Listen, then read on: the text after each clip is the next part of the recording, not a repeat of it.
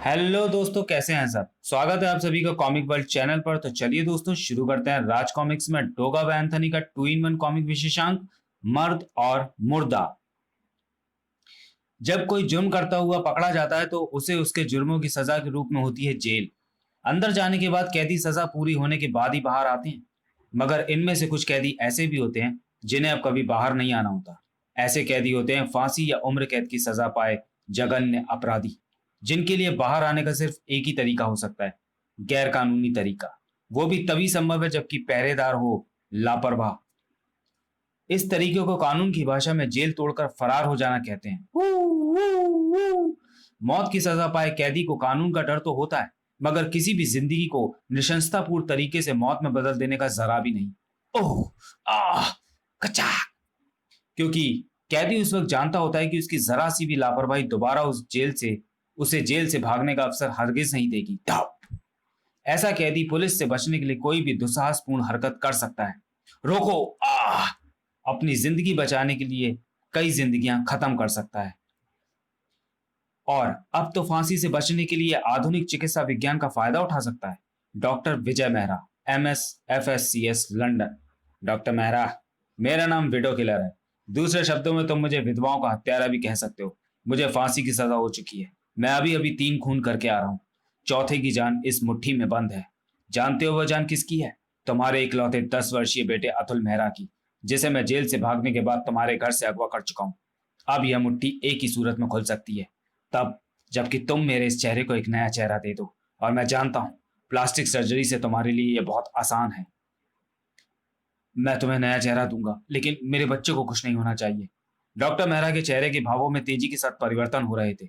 जितनी जल्दी तुम मुझे नया चेहरा दे दोगे, तुम्हारा बच्चा उतनी ही जल्दी तुम तक पहुंच जाएगा। मैं अभी से तुम्हारी प्लास्टिक सर्जरी शुरू करूंगा। मेरे साथ ऑपरेशन थिएटर चलो जल्द ही।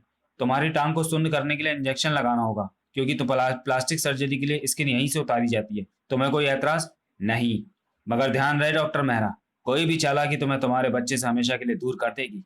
मुझे मालूम है वो बात जो तुम्हें भी नहीं मालूम, कि मेरा बेटा पहले ही मुझसे दूर अमेरिका में स्टडी कर रहा है। तुम्हारी अधूरी जानकारी का परिणाम है ये बेहोशी का इंजेक्शन। क्या पक रहे हो तुम? ओह, मेरा दिमाग चकरा रहा है। तुमने मुझे बेहोशी का इंजेक्शन दे दिया, धूर्त आदमी।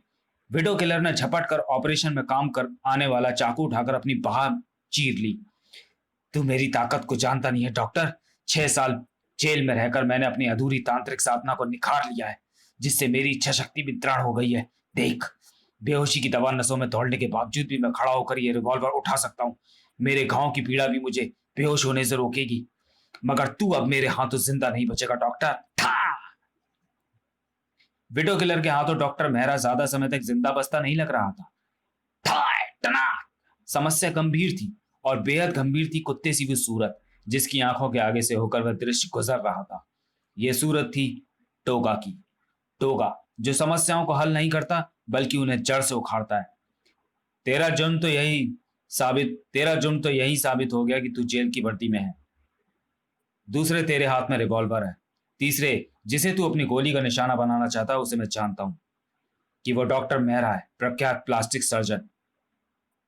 तेरे इतने सारे जुर्म और मेरी सिर्फ एक गोली तुझे अब जिंदा नहीं रहने देगी। गोली तो विडो किलर को भी चलानी आती है डोगा।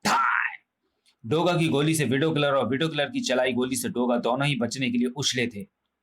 डोगा के पास भी अब विडो किलर के पीछे पुल के नीचे से गुजरती सुपरफास्ट गाड़ी पर कूद पड़ने के अलावा दूसरा कोई रास्ता नहीं था। और शायद ये बात विडो किलर भी अच्छी तरह से जानता था कि डोगा से बचना फिलहाल उसके लिए जरूरी है। धदड़ धदड़ धदड़ धदड़। डोगा जानता था कि वीडियो किलर का उसके हाथों खत्म होना जरूरी है। दोनों अपनी अपनी कोशिशों में लगे थे। डोगा पीछे लगा हो तो अपराधी बचने की चाहत लिए नरक में भी जा सकता है। वीडियो किलर जहां समाया वो जगह थी वह कब्रिस्तान। कब्रिस्तान, रूपनगर। इस जगह में फिलहाल डोगा से भी बच सकता हूं और पुलिस से भी, क्योंकि कैदियों वाली वर्दी मुझे कभी भी पुलिस के जाल में फंसा सकती है। डोगा का दुर्भाग्य कि विडो किलर अभी तक उसके हाथ नहीं लगा था। लगता है वो भाग निकलने में कामयाब हो गया है। मैं भी उसका पीछा करता हुआ रूपनगर आ पहुंचा हूं, मगर मैं यहां से उसे खत्म किए बिना नहीं जाऊंगा। रूपनगर कब्रिस्तान से शुरू होने वाली थी खून और टकराव की एक और कहानी।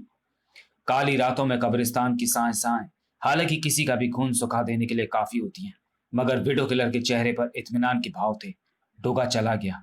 प्लास्टिक सर्जरी के खतरे को मैं दोबारा बुलाना नहीं चाहूंगा, लेकिन नया चाह रहा था मुझे हर सूरत में प्राप्त करना ही है, और इसके लिए मुझे वही तरीका प्रयोग में लाना होगा जो मुश्किल तो जरूर है मगर असंभव बिल्कुल भी नहीं। और उस तरीके के लिए इस वक्त मैं बिल्कुल ठीक जगह पर खड़ा हुआ हूं, या कहूं कि मेरे भाग्य ने ही मुझे यहाँ भेज दिया है। अब मुझे अपनी तंत्र गणना के लिए सिर्फ 20 घंटों की जरूरत है, मगर जरूरत तो कभी भी किसी को भी किसी की भी हो सकती है। Happy birthday Maria. Thank you. और इस बात को सॉरी मगर मारिया की मासूम आंखें दरवाजे की ओर ही लगी थी, और इस बात को महसूस कर चुकी थी जूली, उसकी माँ जूली। मारिया, सभी मेहमान आ चुके हैं, केक काटो बेटे। नहीं मम्मी, मुझे जिसका इंतजार है वो अभी नहीं आए, और मैं उनके बिना केक नहीं काटूंगी।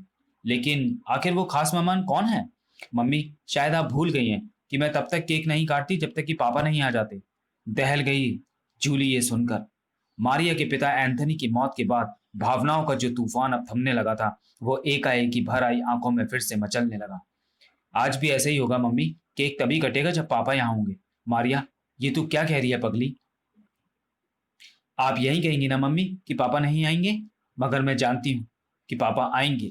Crow music. मैं बुलाऊंगी पापा को। क्लिक। पापा ने कैसेट देते वक्त कहा था कि मैं जब भी ये कैसेट बजाऊंगी पापा मेरे पास चले आएंगे। उफ, ये तो क्रो संगीत है। मनहूस हत्यारा क्रो संगीत, जिसकी स्वर लहरियों के साथ मौत थिरकती आती है। क्रो क्रो संगीत। इसे बंद करो मारिया। क्रो संगीत का ये कैसेट तुम्हारे पास कहां से आया? ऐसे कैसेट तो सभी ने एक एक वर्ष पूर्व ही नष्ट कर दिए थे।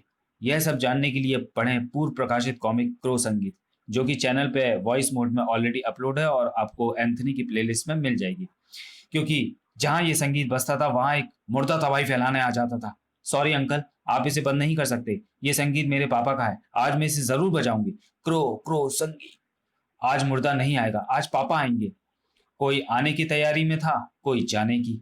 अब हम यहाँ नहीं रुक सकते। चलो बच्चों, मैं अपना बर्थडे अपने पापा के साथ सेलिब्रेट करूंगी। मारिया, ये क्या पागलपन है? बंद कर इसे। तेरे पापा कभी नहीं आएंगे। खड़ाक! मम्मी, पापा आएंगे, पापा आएंगे, हम इकट्ठा केक काटेंगे। प्रिंस की कर्कश आवाजों से गूंज उठा कब्रिस्तान। काव क्रैक क्रैक। फट गई थी एक कब्र। सॉरी। हवा के तीव्र झोंकों ने झंझोड़ कर रख दिया था विडो किलर को भी, जो अपनी तंत्र गणना की समाप्ति पर था। ओह, अचानक ये तूफानी हवा कहां से उठी? यह जमीन फटने जैसी आवाज कैसी थी? बाहर आ गया था मुर्दा। काव काव। क्रो संगीत बजा है प्रिंस, और मैं जानता हूं कि यह कहां बजा है, क्यों बजा है। ओह गॉड! बुरी तरह से चौंक पड़ा था विडो किलर। चेहरे पर उस वक्त बला की चमक आ गई थी। नया चेहरा पाने के लिए मैं जिस दूसरे तरीके के लिए तंत्र गणना कर रहा था, उसके मुताबिक ये जिस्म तो बिल्कुल सही है। अरे, गायब कहाँ गया वो? अब कहाँ ढूंढूंगा मैं उसे? मुझे वो हर सूरत में चाहिए, और उसे पाने के लिए मुझे करनी होगी तंत्र साधना, जिसके लिए अब मुझे करनी होगी फिर विधवाओं की हत्या। कहा जा सकता था उस वक्त मुर्दा उर्फ एंथनी सिर्फ एक ही जगह पर। प्रिंस, वह शानदार ड्रेस मैं मारियो को गिफ्ट दूंगा। लेकिन ठिठक गया एंथनी। नहीं प्रिंस, ये ठीक नहीं होगा, क्योंकि गिफ्ट देने के लिए मुझे ये ड्रेस चोरी करनी पड़ेगी। मेरा तो कुछ नहीं बिगड़ेगा, लेकिन मारिया पर इल्जाम लग सकता है इस चोरी के माल को रखने पर। अपनी ममता को मार दिया था मुर्दे ने। जल्द ही काव काव। जा प्रिंस, अगर जूली मारिया के आसपास हो तो उसे उतनी देर के लिए इधर उधर लेकर जा, जितने समय मैं मारिया के साथ उसका बर्थडे सेलिब्रेट कर सकूं। प्रिंस समझता था एंथनी की भावों को। मारिया को मनाने की चेष्टा कर रही थी जूली। प्रिंस, प्रिंस तू आ गया? पापा कहाँ हैं? प्रिंस दरवाजे की ओर उड़ रहा है। वो मुझे कहीं ले जाना चाहता है, मगर कहाँ? आशंकित थी जूली। हृदय धाड़ धाड़ कर बज रहा था उसका, यह सोचकर कि शायद आज एंथनी उसके सामने आने वाला है। लेकिन एंथनी वहां नहीं, यहां आने वाला था। मारिया, मैं आ गया, तेरे लिए शुभकामनाओं के फूल लेकर। पापा! वहां एक विशेष सुगंध फैल गई थी एंथनी के आने से। कैसी है तू मारिया? मुझे आपकी बहुत याद आती है पापा। आप हमारे साथ क्यों नहीं रहते? क्या कहता है एंथनी उसे? बच्ची की भावनाओं को तरह तरह की बातों से शांत करता चला जा रहा था। और तब, happy birthday to you my child. Thank you papa. Anthony ने अपनी बारिया को केक खिलाया। उधर प्रिंस एकाएक ही उड़ता हुआ दूर चला गया। जूली के मस्तक पर बल पड़ गए। मुझे यहां लाकर प्रिंस कहाँ चला गया? ओह, कहीं ये मुझे मारिया से दूर लाने की कोई चाल तो नहीं थी? उल्टे पांव वापस भागी जूली। मगर तब तक देर हो चुकी थी। उस विशेष गंध को महसूस कर रही थी वो, जो एंथनी के आगमन पर ही महकती थी। मम्मी, आप केक नहीं खाएंगी? और वहां रखे फूलों को देखकर फफक फफक फफक कर रो पड़ी थी जूली। कैसे मोड़ पर थी उसकी जिंदगी, जिसने हमेशा साथ रहने की कस्में खाई थी। आज वो उसके साय से भी कतरा रहा था। क्यों क्यों वो उसके सामने नहीं आता था? एंथनी जूली के सामने भले ही ना आए, मगर विडो किलर निश्चित रूप से आज किसी विधवा के सामने आने वाला था। क्या आज फिर एक विधवा उसकी खूनी हवस का शिकार होने वाली थी? कौन थी वो अभागी? वेणु। तंत्र साधना के लिए ही मैंने शुरू की थी विधवाओं की हत्याएं, मगर जेल जाने के कारण अधूरी छूट गई थी मेरी तंत्र साधना। अब उस जिंदा लाश को पाने के लिए तंत्र साधना को पूरा करना जरूरी हो गया है। मगर उसके कदम जहां के तहां ठिठक गए, क्योंकि उसी पल डोरबेल बज उठी थी। कौन होगा इस वक्त? मैजिक आई में आने वाली की सूरत देखकर आश्चर्य से उछल पड़ी थी वेणु। और फिर, इतिहास तुम इस वक्त? हाँ वेणु, दरअसल इस वक्त मुझे तुम्हारी लापरवाही तुम्हारे दरवाजे पर लेकर आई है। और आने वाले की सूरत देखकर बेइंतहा चौंक पड़ा था विडो किलर भी। ये तो उफ। चौंक तो वेणु भी गई थी इतिहास की बात सुनकर। क्या मतलब? तुम्हारे दूसरे कमरे की खिड़की खुली हुई है, जहां से कोई भी चोर अंदर आ सकता है। मैं गश्त पर था, खिड़की खुली देखी तो चला आया। ओह, सिर्फ खिड़की बंद करने के लिए तुम यहाँ आए हो इतिहास? ये बात मेरे मानने के लिए काफी नहीं है। तुम सच कह रही हो। दरअसल यहाँ से गुजर रहा था तो अचानक तुम्हें देखने को दिल चाहा, सो चला आया। देख लिया, अब चलता हूँ। दरवाजा बंद कर लो। ये दरवाजा तो मैं बंद कर लूंगी इतिहास, मगर मेरे दिल के दरवाजे तुम्हारे लिए हर वक्त खुले रहेंगे।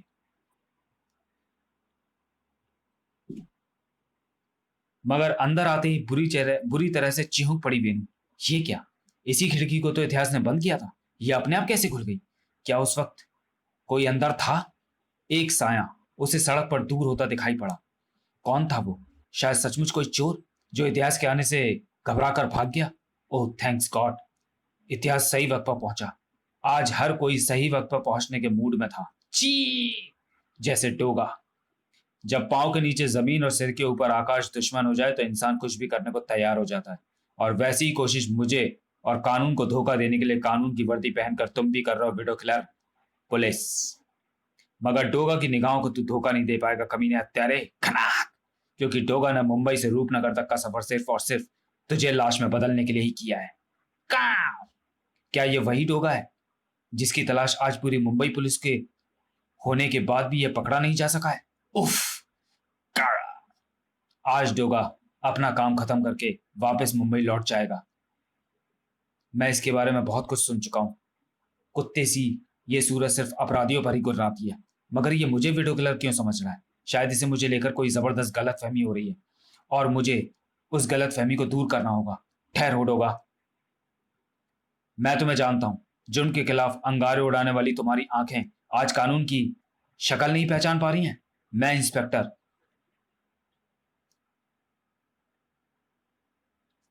डोगा। थम। डोगा तेरी बातों में हरगिज नहीं आएगा।